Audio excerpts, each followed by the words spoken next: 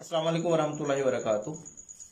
आज की हमारी गुफ्तगू का जो टॉपिक है वो है change is law of nature. जी हाँ, कि फितरत जो है वो तब्दीली का नाम है, कि फितरत जो है वो तब्दीलियां लेके आती है।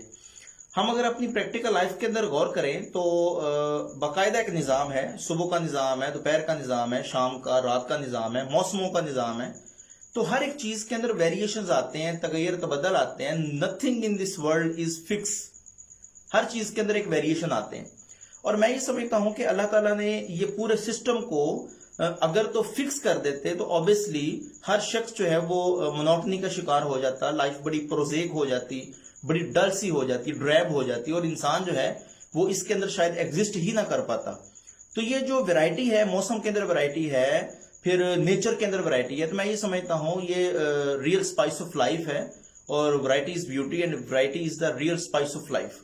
तो अगर स्पाइस लेना है तो ऑब्वियसली चीजों के अंदर तगैर तबदल को एक्सेप्ट भी करना पड़ेगा और चीजों के अंदर वेरिएशन लेके आने की सख्त जरूरत है।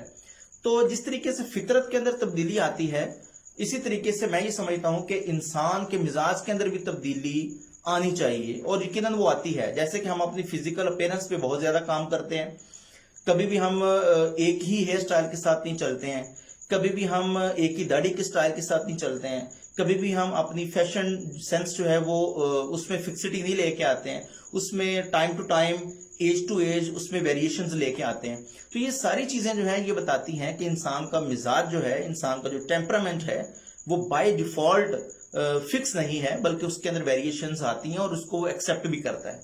लेकिन प्रॉब्लम यहाँ पे एक आ रही है कि हम लोग अपनी अपीयरेंस को चेंज करना चाहते हैं, उसके अंदर वेरिएशन चाह रहे हैं, फितरत के अंदर वेरिएशन चाह रहे हैं, लेकिन अपनी स्कूल ऑफ थॉट के अंदर वेरिएशन नहीं चाह रहे, अपने मिजाज के अंदर जो है उसके अंदर वेरिएशन नहीं चाह रहे हैं। शायद इसमें हमारा भी कोई कसूर नहीं है। चेंज को एक्सेप्ट करना ये यकीनन एक बड़ा मुश्किल काम है। उसकी एक मैं मिसाल आपको देना चाहूंगा। अगर तो हम लोग इकबाल के शाहीन बन जाएं तो शायद ये चीज हमारे लिए आसान हो। उसकी मिसाल मैं आपको ये दूंगा कि आमतौर पे ये आइडिया लिया जाता है कि जो ईगल है, शाहीन है, उसकी जो एज है वो 70 ईयर्स है। अब 70 ईयर्स के बीच उसकी जो 35 से 40 साल की एज है वो तो बड़ी दबंग तरीके से वो अपनी लाइफ को गुजारता है, एक सही मायने में खुददारी के साथ, एक प्राइड के साथ, एक जो उसकी करेक्टरिस्टिक्स शाहीन की हैं जो इकबाल ने बताई हैं। किसी का मुर्दार नहीं खाता है, किसी के शिकार के ऊपर नजर नहीं रखता, अपना शिकार करके खाता है, और अपने टैलेंट्स का अच्छा इस्तेमाल कर सकता है, और वो जमीन पे नहीं रहता बल्कि अपना जो उसका मस्कन है वो पहाड़ों की चोटियां हैं। तो ये तमाम करेक्टरिस्टिक्स जो हैं वो एक शाहीन की हैं। और मैं ये समझता हूं कि 35 से 40 साल का जो दरानिया है उसमें बहुत अच्छे तरीके से खुददारी के साथ अपना वक्त गुजारता है। लेकिन जिस वक्त शिकार कर करके उसके जो टैलेंट्स हैं, उसकी जो कॉटिलेज है, ये जो कैल्शियम है, ये जो नेल्स हैं, ये रब हो जाते हैं काफी ज्यादा, उसको हेल्पफुल नहीं कर, मजीद उसके लिए हेल्पफुल नहीं रहते हैं शिकार करने के लिए। और इसी तरीके से उसके जो फेदर्स हैं वो इतने वजनी हो जाते हैं कि उसकी प्रवास के अंदर काफी ज्यादा मुश्किलात आती हैं। और उसकी जो बीक है, चोंच है, वो भी रब हो के काफी ज्यादा घिस जाती है। तो इट मीन्स कि ऑल द वे जो ईगल है वो इतना सुटेबल नहीं रहता अपने शिकार को मतलब शिकार करने के लिए। तो उस सूरत में उसके पास एक ही ऑप्शन बचती है, या तो दो ऑप्शंस बचती हैं, या तो वो किसी का मुर्दार खा ले जो उसकी फितरत के अंदर ही नहीं है, तो फिर दूसरी ऑप्शन ये है या वो भूखा मरे। लेकिन बात फिर वही है कि उसके अंदर अल्लाह की जात ने एक क्यूरियोसिटी का मादा, एक जुस्तजू का मादा, एक आगे बढ़ने का मादा रखा है। वो यकीनन अपनी जात को ऐसे भूख के साथ मरता हुआ नहीं देख सकता। तो ऑब्वियसली वो क्या करता है, मूव फॉरवर्ड होता है और एफर्ट करता है। एफर्ट क्या करता है, क्योंकि this is exactly the time for the eagle कि अपने फीदर्स को प्लग करे, उसको जरा लाइट करे, अपनी जो चोंच है उसको प्लग करे ताकि एक नई कॉटिलेज आए और एक नई उसकी बीक बने, और अपने टैलेंट्स जो हैं उनको भी वो शार्प करे। तो फिर वो क्या करता है, बड़ा पेनफुल प्रोसेस से वो गुजरता है और पत्थरों के ऊपर अपनी चोंच जो है वो मारता है, यहां तक कि वो चोंच उसकी नरम होती है, फिर अपने टैलेंट्स के साथ उसको प्लग करता है, और ये बड़ा पेनफुल प्रोसेस है। और एक वक्त ऐसा आता है कि जिस वक्त उसकी नई चोंच आती है, उसके फेदर्स जो हैं वो भी लाइट हो चुके होते हैं, और ये काफी उसको हेल्प आउट करते हैं ऊंची परवाज के लिए। तो फिर एक वक्त ऐसा आता है कि जिस वक्त तो वो एक नई जिंदगी के साथ, एक प्रॉपर रीबर्थ के साथ जो फ्लाई करता है और अपने शिकार को हासिल करता है और फर्दर 30 ईयर्स तक अपनी लाइफ जो है वो मुकम्मल करता है।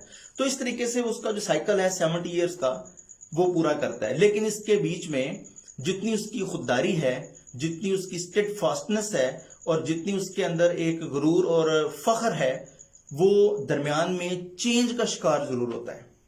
तो जिस वक्त वो चेंज के साथ एक रीबर्थ के अंदर वो प्रोसेस से गुजरता है तो फिर मजीद 30 ईयर्स तक जीता है। इसका मतलब ये है कि दुनिया के अंदर रहते हुए हमें भी एक खास प्रोसेस से गुजरना चाहिए जो चेंज का प्रोसेस है। चेंज फिजिकल चेंज नहीं बल्कि मेंटली चेंज, फिर उसके अलावा अपनी स्कूल ऑफ थॉट को चेंज करना, अपने मिजाज को जो है वो चेंज करना और एडवांसमेंट के मुताबिक जो चीजें नई हैं उनको अडॉप्ट करने की जो सेंस है वो डेवलप करना अपने अंदर। तो मैं ये समझता हूं ये बड़ा पेनफुल प्रोसेस है। जैसे ईगल के लिए पेनफुल प्रोसेस था, ऐसे ही हमारे लिए भी बड़ा पेनफुल प्रोसेस होता है। हमारे लिए भी इतना आसान नहीं होता चेंज को एक्सेप्ट करना। तो इसकी एक मिसाल सादी सी आपको दूंगा कि अगर आप किसी कंपनी में काम करते हैं और उस कंपनी के अंदर जो आपकी क्रेडिबिलिटी है या आपकी काम करने की जो रूटीन है, जो सेंस है, वो आपको अच्छी खासी आती है, लेकिन जिस वक्त कंपनी चेंज करके किसी और कंपनी में जाते हैं तो ऑब्वियसली उनके काम करने के स्टाइल यकीनन मुख्तलिफ हो सकते हैं। अब बात यह है कि वो इल्म, वो एक्सपर्टीज, वो स्किल्स जो आपने पहले सीखी होती हैं, जो लर्नड आपका नोइंग है, जो चीजें आपने सीखी हुई हैं, वहां पे जाके उसको आपको अनलर्न करना पड़ता है और अनलर्न करने के बाद उस नई एनवायरनमेंट के अंदर जाते हुए नए स्ट्रेटजीज के साथ नए स्किल्स को अडॉप्ट करना पड़ता है, जिसे हम रीलर्न कहते हैं। So we can say it's very painful process for any person कि अपनी जात के अंदर जो इल्म है, जो स्किल्स हैं, जो एक्सपर्टीज हैं, जो लर्न चीजें हैं, उनको अनलर्न करना और अनलर्न करने के बाद रीलर्न करना, ये जो प्रोसेस है ये बड़ा पेनफुल है। और मैं ये समझता हूं कि हमारे अंदर इतनी फिक्सिटी आ चुकी होती है कि हम नई चीजों को ओपनली एक्सेप्ट करने की पोजीशन में नहीं होते। कहीं ना कहीं हमारे मिजाज की सख्ती उसमें आ जाती है, कहीं ना कहीं हमारी ईगो जो है वो अंदर आ जाती है। तो मैं ये समझता हूं कि अगर हमें सही मानों में इकबाल के शाहीन की तरह ऊंची परवाज करनी है, पीक पे जाना है, तो फिर यकीनन हमें अपने एटीट्यूड पे काम करना होगा।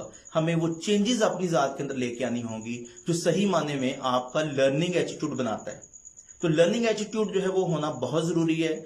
और अगर आपका एटीट्यूड लर्निंग नहीं है तो फिर मैं ये समझता हूं कि बहुत बड़ा क्वेश्चन मार्क है आपकी एबिलिटीज के ऊपर, आपकी क्रेडिबिलिटीज के ऊपर। लेकिन अगर आपका एटीट्यूड लर्निंग है तो यकीन मानिए आप अपनी सक्सेस की, कामयाबी की क्लाइमेक्स पे पहुंच सकते हैं। Thank you very much.